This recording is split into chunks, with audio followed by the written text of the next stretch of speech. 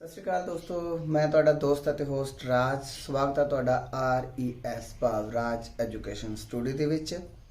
ਆਪਾਂ ਨੇ ਇਸ ਚੈਨਲ ਦੀ ਪਹਿਲੀ ਵੀਡੀਓ ਦੇ ਵਿੱਚ ਟੈਂਸ ਸਾਂਝੇ ਕੀਤੇ ਸੀਗੇ, ਜਿਹਦੇ ਵਿੱਚ ਸੀ ਸਾਡੇ ਕੋਲੇ ਪ੍ਰੈਜ਼ੈਂਟ, ਪਾਸਟ ਤੇ ਫਿਊਚਰ ਦਾ ਇੰਡੈਫੀਨਿਟ, ਕੰਟੀਨਿਊ ਤੇ ਪਰਫੈਕਟ। ਸੋ ਅੱਜ ਆਪਾਂ ਜੋ ਡਿਸਕਸ ਕਰਾਂਗੇ ਉਹ ਹੋਏਗਾ ਪ੍ਰੈਜ਼ੈਂਟ, ਪਾਸਟ ਤੇ ਫਿਊਚਰ ਦਾ ਪਰਫੈਕਟ ਕੰਟੀਨਿਊ। ਸੋ ਸ਼ੁਰੂ ਕਰਦੇ ਹਾਂ ਪ੍ਰੈਜ਼ੈਂਟ ਪਰਫੈਕਟ ਕੰਟੀਨਿਊ ਤੋਂ।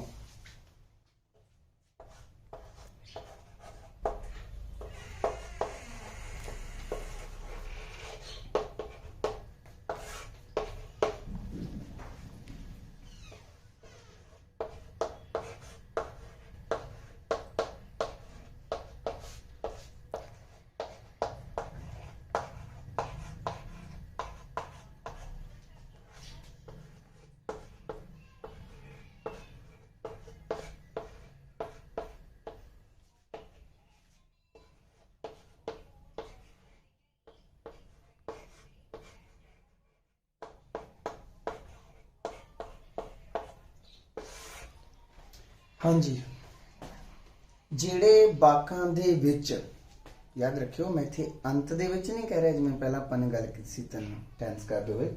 ਮੈਂ ਗੱਲ ਕੀਤੀ ਹੈ ਕਿ ਜਿਹੜੇ ਵਾਕਾਂ ਦੇ ਵਿੱਚ ਤੋਂ ਰਿਹਾ ਹੈ, ਤੋਂ ਰਹੀ ਹੈ, ਤੋਂ ਰਹੇ ਹਨ, ਤੋਂ ਰਹੀਆਂ ਹਨ ਆਵੇਗਾ, ਉਹ ਸਾਰੇ ਦੇ ਸਾਰੇ ਵਾਕ ਪ੍ਰੈਜ਼ੈਂਟ ਪਰਫੈਕਟ ਕੰਟੀਨਿਊ ਦੇ ਵਾਲੇ ਹੋਣਗੇ। ਆਪਾਂ ਥੋੜਾ ਜਿਹਾ ਉਦਾਹਰਨ ਦੇ ਰਾਹੀਂ ਦੇਖਦੇ ਹਾਂ।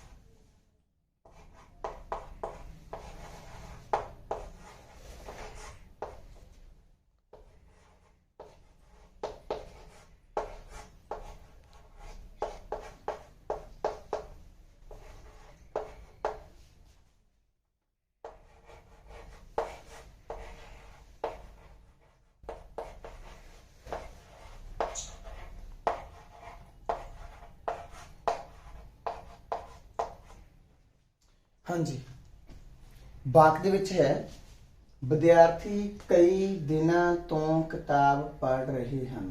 ਜਿਵੇਂ ਵਾਕ ਦੇ ਵਿੱਚ ਹੀ ਤੁਸੀਂ ਦੇਖ ਰਹੇ ਹੋ ਕਿ ਤੋਂ ਰਹੇ ਹਨ, ਇਹ ਤਾਂ ਆਇਆ ਪਰ ਇਹ ਇਕੱਠਾ ਨਹੀਂ ਆਇਆ।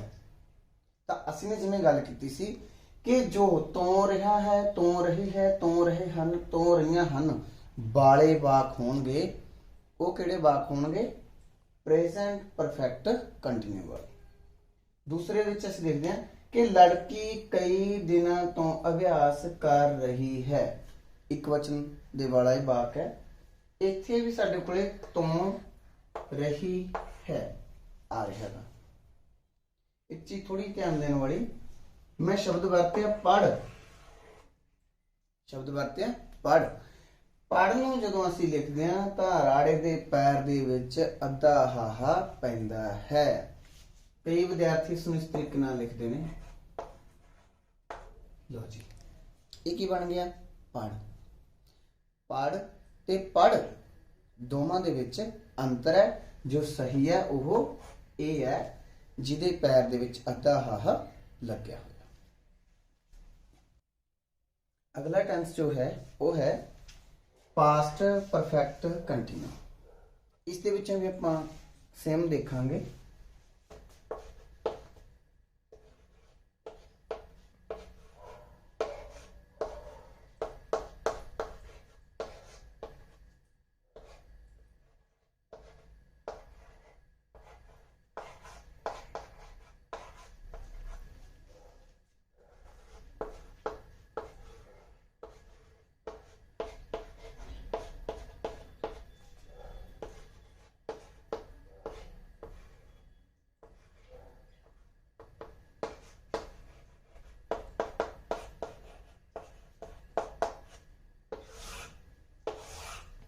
ਹਾਂਜੀ, ਜਿਹੜੇ ਵਾਕਾਂ ਦੇ ਵਿੱਚ, ਫਿਰ ਤੋਂ ਯਾਦ ਦਿਵਾ ਰਹੇ ਹਾਂ ਕਿ ਅੰਤ ਵਿੱਚ ਨਹੀਂ, ਜਿਹੜੇ ਵਾਕਾਂ ਦੇ ਵਿੱਚ ਤੋਂ ਰਿਹਾ ਸੀ, ਤੋਂ ਰਹੀ ਸੀ, ਤੋਂ ਰਹੇ ਸਨ ਜਾਂ ਤੋਂ ਰਹੀਆਂ ਸਨ ਆਵੇਗਾ, ਉਹ ਸਾਰੇ ਦੇ ਸਾਰੇ ਵਾਕ ਪਾਸਟ ਪਰਫੈਕਟ ਕੰਟੀਨਿਊਮ ਵਾਲੇ ਹੋਣਗੇ।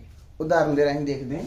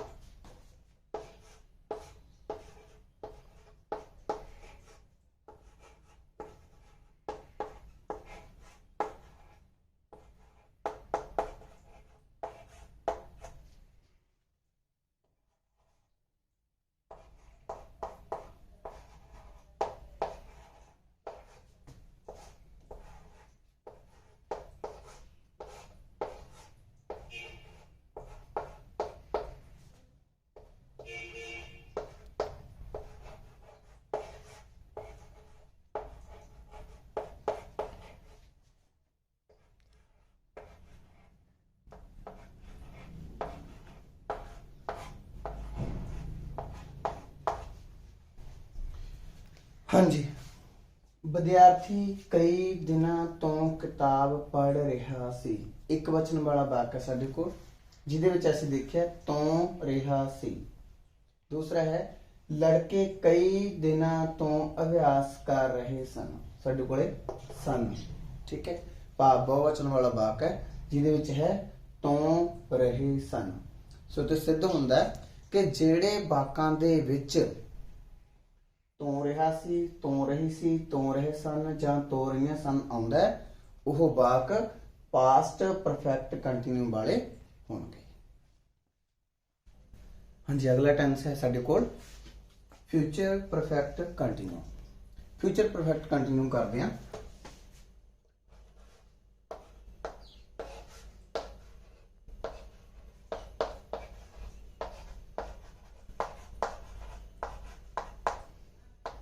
ਤੋਂ ਰਿਹਾ ਹੋਵੇਗਾ, ਤੋਂ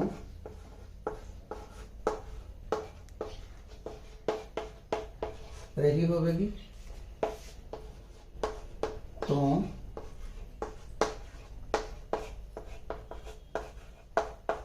ਹੋਣਗੇ, ਜਾਂ ਸਾਡੇ ਕੋਲ ਆਏਗਾ ਤੋਂ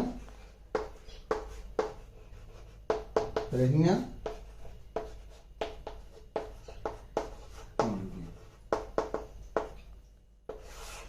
ਹਾਂਜੀ, ਜਿਹੜੇ ਵਾਕਾਂ ਦੇ ਵਿੱਚ ਤੋਂ ਰਿਹਾ ਹੋਵੇਗਾ, ਤੋਂ ਰਹੀ ਹੋਵੇਗੀ, ਤੋਂ ਰਹੇ ਹੋਣਗੇ, ਤੋਂ ਰਹੀਆਂ ਹੋਣਗੀਆਂ ਆਵੇਗਾ, ਉਹ ਸਾਰੇ ਦੇ ਸਾਰੇ ਵਾਕ ਫਿਊਚਰ ਪਰਫੈਕਟ ਕੰਟੀਨਿਊ ਦੇ ਨਾਲ ਸੰਬੰਧਿਤ ਹੋਣਗੇ। ਠੀਕ ਹੈ, ਆਪਾਂ ਉਦਾਹਰਨ ਹੀ ਦੇਖਦੇ ਹਾਂ।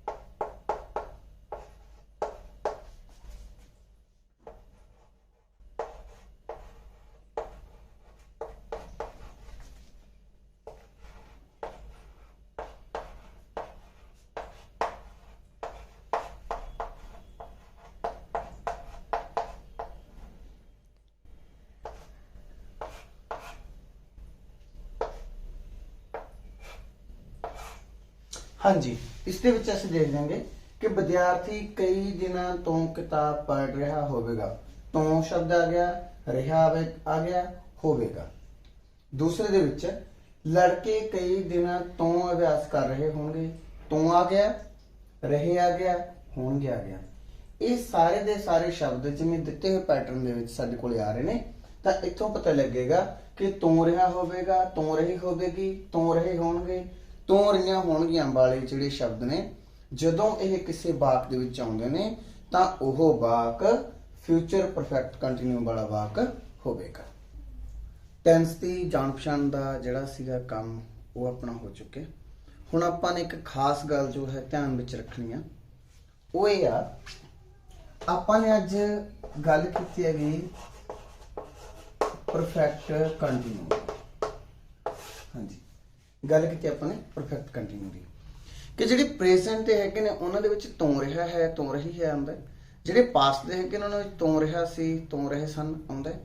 ਜਿਹੜੇ ਫਿਊਚਰ ਦੇ ਹੈਗੇ ਨੇ ਉਹਨਾਂ ਵਿੱਚ ਤੂੰ ਰਿਹਾ ਹੋਵੇਗਾ, ਤੂੰ ਰਹੀ ਹੋਵੇਗੀ, ਇਸ ਤਰ੍ਹਾਂ ਦੇ ਹੋਰ ਸ਼ਬਦ ਆਉਂਦੇ ਨੇ। ਪਰ ਅਸੀਂ ਨੇ ਇਹ ਯਾਦ ਰੱਖਣਾ ਹੈ ਕਿ ਜੋ ਤੂੰ ਸ਼ਬਦ ਹੈ, ਜੇਕਰ ਉਸ ਤੋਂ ਪਹਿਲਾਂ ਆਉਣ ਵਾਲੇ ਸ਼ਬਦ ਸਮੇਂ ਨਾਲ ਸੰਬੰਧਿਤ ਹਨ ਤਾਂ ਹੀ ਇਹ ਵਾਕ ਪਰਫੈਕਟ ਕੰਟੀਨਿਊ ਵਾਲੇ ਹੋਣਗੇ। ਜੇਕਰ ਉਹ ਕਿਸੇ ਵਿਅਕਤੀ ਨਾਲ ਸੰਬੰਧਿਤ ਨੇ, ਕਿਸੇ ਸਥਾਨ ਨਾਲ ਸੰਬੰਧਿਤ ਨੇ ਜਾਂ ਕਿਸੇ ਚੀਜ਼ ਨਾਲ ਸੰਬੰਧਿਤ ਨੇ, ਤਾਂ ਇਹ ਟੈਂਸ ਦੇ ਵਾਕ ਸਾਡੇ ਕੋਲੇ ਸਿਰਫ ਕੰਟੀਨਿਊ ਵਾਲੇ ਹੀ ਹੋਣਗੇ। ਉਦਾਹਰਨ ਦੇਖੋ,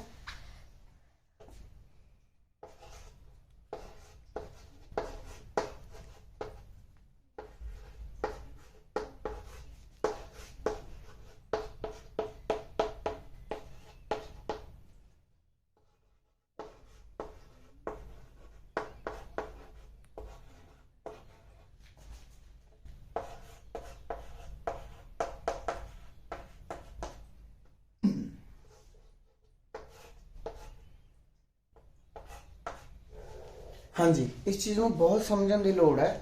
ਜ਼ਿਆਦਾਤਰ ਤੁਸੀਂ ਇਸ ਚੀਜ਼ ਨੂੰ ਕਿਤੇ ਵੀ ਦੇਖਿਆ ਨਹੀਂ ਪਾਓਗੇ ਕਿ ਤੁਹਾਨੂੰ ਇਸ ਤਰੀਕੇ ਦੀ ਪਛਾਣ ਦੇ ਨਾਲ ਪੱਕਾ ਪਤਾ ਲੱਗੇਗਾ। ਤੁਸੀਂ ਬਾਤ ਪੜੋਗੇ, ਵਿਦਿਆਰਥੀ ਕਈ ਦਿਨਾਂ ਤੋਂ ਅਭਿਆਸ ਕਰ ਰਿਹਾ ਹੈ। ਅਸੀਂ ਨੇ ਗੱਲ ਕੀਤੀ ਸੀ ਕਿ ਜਦੋਂ ਵਾਕ ਦੇ ਵਿੱਚ ਤੂੰ ਰਿਹਾ ਹੈ ਆ ਗਿਆ ਤਾਂ ਉਹ ਪਰਫੈਕਟ ਕੰਟੀਨਿਊ ਹੋਊਗਾ। ਜੇਕਰ ਹੈ ਆ ਗਿਆ ਤਾਂ ਪ੍ਰੈਜ਼ੈਂਟ ਦਾ, ਜੇ ਇੱਥੇ ਸੀ ਆ ਜਾਂਦਾ ਜਾਂ ਸਨ ਆ ਜਾਂਦਾ ਤਾਂ ਪਾਸਟ ਦਾ, ਜੇ ਗਾ, ਗੇ ਜਾਂ ਗੀ ਆ ਜਾਂਦਾ ਤਾਂ ਉਹ ਫਿਊਚਰ ਦਾ ਹੋ ਜਾਂਦਾ।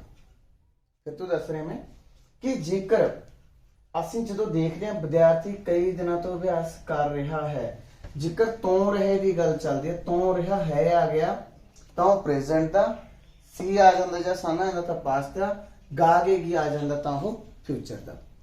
ਪਰ ਇਹ ਚੀਜ਼ ਦੇਖਣ ਵਾਲੀ ਹੈ ਕਿ ਤੂੰ ਸ਼ਬਦ ਤੋਂ ਪਹਿਲਾਂ ਆਉਣ ਵਾਲੇ ਸ਼ਬਦ, ਭਾਵ ਇਹ ਵਾਲੇ ਸ਼ਬਦ ਜੇਕਰ ਸਮੇਂ ਨਾਲ ਸੰਬੰਧਿਤ ਨੇ ਤਾਂ ਇਹ ਹੋਏਗਾ ਪਰਫੈਕਟ ਕੰਟੀਨਿਊ।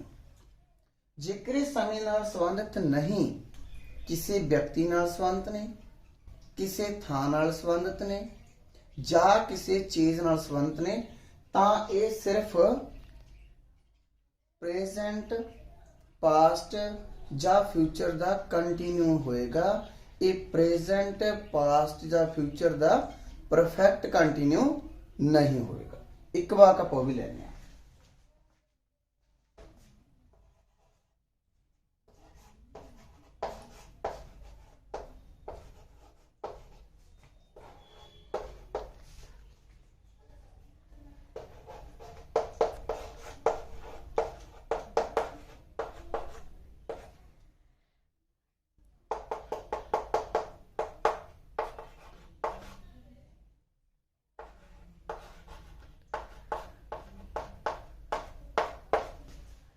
ਹਾਂਜੀ, ਇਸ ਨੂੰ ਧਿਆਨ ਨਾਲ ਦੇਖੋ। ਵਿਦਿਆਰਥੀ ਘਰ ਤੋਂ ਆ ਰਿਹਾ ਹੈ, ਆਪਾਂ ਨੇ ਗੱਲ ਕੀਤੀ ਸੀ ਤੂੰ ਰਿਹਾ ਹੈ, ਇਸ ਦੇ ਵਿੱਚ ਵੀ ਆ ਰਿਹਾ ਸਾਡੇ ਕੋਲੇ ਤੂੰ ਰਿਹਾ ਹੈ। ਜੇ ਪਾਸਟ ਵਾਲਾ ਲੈ ਲਈਏ ਤਾਂ ਜਿਹੜਾ ਵਿਦਿਆਰਥੀ ਘਰ ਤੋਂ ਆ ਰਿਹਾ ਸੀ, ਫਿਊਚਰ ਵਾਲਾ ਲੈ ਲਈਏ ਵਿਦਿਆਰਥੀ ਘਰ ਤੋਂ ਆ ਰਿਹਾ ਹੋਵੇਗਾ। ਪਰ ਕੀ ਇਹ ਵਾਕ ਪ੍ਰੈਜ਼ੈਂਟ ਪਰਫੈਕਟ ਕੰਟੀਨਿਊ ਹੈ? ਤਾਂ ਜਵਾਬ ਹੋਵੇਗਾ ਨਹੀਂ ਹੈ। ਕਿਉਂ? ਕਿਉਂਕਿ ਇੱਥੇ ਤੋਂ ਸ਼ਬਦ ਤੋਂ ਪਹਿਲਾਂ ਕਿਸੇ ਸਥਾਨ ਦਾ ਨਾਮ ਹੈ। ਘਰ ਹੈ, ਘਰ ਕੀ ਹੈ? ਇੱਕ ਸਥਾਨ। ਤੇ ਜੋ ਮੈਂ ਗੱਲ ਕੀਤੀ ਹੈ ਉਹ ਇਹ ਆ ਕਿ ਜੇਕਰ ਤੋਂ ਸ਼ਬਦ ਤੋਂ ਪਹਿਲਾਂ ਕਿਸੇ ਵਿਅਕਤੀ ਦਾ ਨਾਮ, ਕਿਸੇ ਸਥਾਨ ਦਾ ਨਾਮ ਜਾਂ ਕਿਸੇ ਵਸਤੂ ਦਾ, ਕਿਸੇ ਚੀਜ਼ ਦਾ ਨਾਮ ਆਉਂਦਾ ਹੈ ਤਾਂ ਉਹ ਵਾਕ ਸਿੰਪਲ ਜਾਣੀ ਕਿ ਕੰਟੀਨਿਊ ਦੇ ਵਿੱਚ ਹੀ ਹੋਵੇਗਾ। ਇਸ ਤਰੀਕੇ ਨਾਲ ਇਹ ਪ੍ਰੈਜ਼ੈਂਟ ਕੰਟੀਨਿਊ ਹੀ ਹੋਵੇਗਾ, ਫਿਰ ਇਹ ਪ੍ਰੈਜ਼ੈਂਟ ਪਰਫੈਕਟ ਕੰਟੀਨਿਊ ਨਹੀਂ ਹੋਵੇਗਾ। ਹਾਂਜੀ, ਜੋ ਸਿੰਪਲ ਕੰਟੀਨਿਊ ਹੈ ਉਸ ਦੇ ਵਿੱਚ ਤੋਂ ਸ਼ਬਦ ਤੋਂ ਪਹਿਲਾਂ ਕਿਸੇ ਸਥਾਨ, ਵਿਅਕਤੀ, ਵਸਤੂ ਦਾ ਜ਼ਿਕਰ ਹੋਵੇਗਾ। ਜੋ ਪਰਫੈਕਟ ਕੰਟੀਨਿਊ ਹੈ, ਭਾਵੇਂ ਉਹ ਪ੍ਰੈਜ਼ੈਂਟ ਦਾ ਹੈ, ਭਾਵੇਂ ਉਹ ਪਾਸਟ ਦਾ ਹੈ, ਭਾਵੇਂ ਫਿਊਚਰ ਦਾ, ਉਸ ਦੇ ਵਿੱਚੋਂ ਪਹਿਲਾਂ ਤੋਂ ਸ਼ਬਦ ਤੋਂ ਪਹਿਲਾਂ ਸਮਾਂ ਜਾਂ ਸਮੇਂ ਦਾ ਸੂਚਕ, ਜਿਵੇਂ ਕਈ ਦਿਨਾਂ ਤੋਂ, ਹੁਣ ਦਿਨ ਕਿਸ ਚੀਜ਼ ਦੇ ਨਾਲ ਸੰਬੰਧਿਤ ਹੈ? ਸਮੇਂ ਦੇ ਨਾਲ। ਠੀਕ ਹੈ। ਕਈ ਘੰਟਿਆਂ ਤੋਂ, ਕਈ ਘੰਟੇ ਕਿਸ ਚੀਜ਼ ਦੇ ਨਾਲ ਸੰਬੰਧਿਤ ਹੈ? ਸਮੇਂ ਦੇ ਨਾਲ ਸੰਬੰਧਿਤ ਹੈ। ਸੋ ਕੰਟੀਨਿਊ ਤੇ ਪਰਫੈਕਟ ਕੰਟੀਨਿਊ ਦੇ ਵਿੱਚ ਜਦੋਂ ਅਸੀਂ ਅੰਤਰ ਦੇਖਾਂਗੇ ਤਾਂ ਇਸ ਤਰੀਕੇ ਨਾਲ ਦੇਖਾਂਗੇ ਕਿ ਜੇਕਰ ਤੋਂ ਸ਼ਬਦ ਤੋਂ ਪਹਿਲਾਂ ਸਥਾਨ, ਵਿਅਕਤੀ ਜਾਂ ਵਸਤੂ ਆ ਰਿਹਾ ਤਾਂ ਉਹਦੇ ਵਿੱਚ ਭਾਵੇਂ ਪਿੱਛੇ ਰਿਹਾ ਹੈ, ਆਉਂਦਾ ਰਿਹਾ ਸੀ, ਆਉਂਦਾ ਰਿਹਾ ਹੋਵੇਗਾ ਤਾਂ ਉਹ ਸਿਰਫ ਕੰਟੀਨਿਊ ਦਾ ਹੋਏਗਾ। ਤੇ ਜੇਕਰ ਤੋਂ ਸ਼ਬਦ ਤੋਂ ਪਹਿਲਾਂ ਸਮੇਂ ਦਾ ਕੋਈ ਸੂਚਕ ਆਉਂਦਾ, ਕਈ ਘੰਟੇ, 2 ਘੰਟੇ, ਕਈ ਸਾਲ, 3 ਮਹੀਨੇ, 4 ਦਿਨ, ਜੋ ਵੀ ਜਿਸ ਦਾ ਸੰਬੰਧ ਸਮੇਂ ਨਾਲ ਹੈ, ਜੋ ਸਮੇਂ ਦੀ ਸੂਚਨਾ ਦਿੰਦਾ ਹੈ, ਤਾਂ ਉਹ ਟੈਂਸ ਚਾਹੇ ਪ੍ਰੈਜ਼ੈਂਟ ਦਾ, ਚਾਹੇ ਪਾਸਟ ਦਾ, ਚਾਹੇ ਫਿਊਚਰ ਦਾ, ਫਿਰ ਉਹ ਪਰਫੈਕਟ ਕੰਟੀਨਿਊ ਹੋਵੇਗਾ। ਟੈਂਸ ਦੀ ਜਾਣ ਪਛਾਣ ਦੇ ਨਾਲ ਸੰਬੰਧਿਤ ਜੋ ਸਾਡਾ ਟੌਪਿਕ ਸੀ ਉਹ ਕੰਪਲੀਟ ਹੋ ਚੁੱਕਾ ਹੈਗਾ।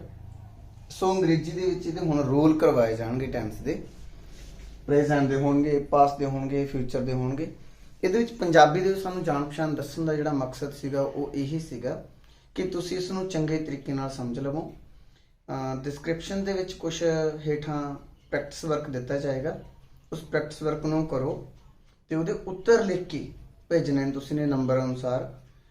ਕੁਝ ਵਾਕ ਮੈਂ ਨੰਬਰ ਪਾ ਕੇ ਉਹ ਡਿਸਕ੍ਰਿਪਸ਼ਨ ਦੇ ਵਿੱਚ ਪਾ ਦਿੱਤੇ ਜਾਣਗੇ ਮੇਰੇ ਵੱਲੋਂ, ਤੇ ਤੁਸੀਂ ਉਹਨਾਂ ਵਾਕਾਂ ਨੂੰ ਕਰਨਾ ਹੈ ਤੇ ਉਹਦੇ ਉੱਤਰ ਲਿਖ ਕੇ ਭੇਜਣੇ ਨੇ।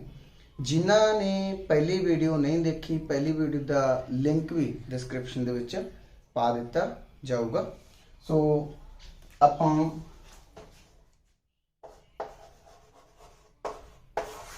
ਟੈਂਸ ਦਾ ਜੋ ਵਿਸ਼ਾ ਇਸ ਦਾ ਅਸੀਂ ਇੱਥੋਂ ਹੀ ਸਮਝਣਾ ਸ਼ੁਰੂ ਕਰਾਂਗੇ। ਪਹਿਲੀ ਵੀਡੀਓ ਦੇ ਵਿੱਚ ਸਾਡੇ 3 ਭਾਗ ਪਏ ਨੇ ਟੈਂਸ ਦੇ, ਤੇ ਚੌਥਾ ਜਿਹੜਾ ਭਾਗ ਜੋ ਕੰਪਲੀਟ ਵਾਲਾ ਭਾਗ ਸੀਗਾ ਉਹ ਅੱਜ ਦੀ ਵੀਡੀਓ ਦੇ ਵਿੱਚ ਹੈ। ਇਸ ਦਾ ਪ੍ਰੈਕਟਿਸ ਕਰਨੀ ਸ਼ੁਰੂ ਕਰੋ। ਧੰਨਵਾਦ।